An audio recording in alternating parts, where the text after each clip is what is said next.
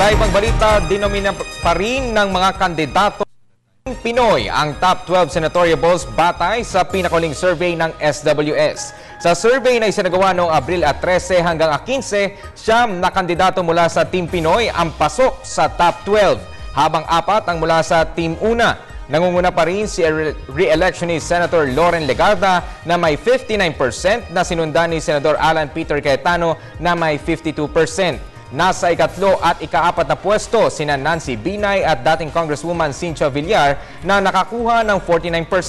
Matapos ang ilang buwan na pagiging top 2 ay nasa ikalimang pwesto naman si Senador Chis Escudero na may 47%.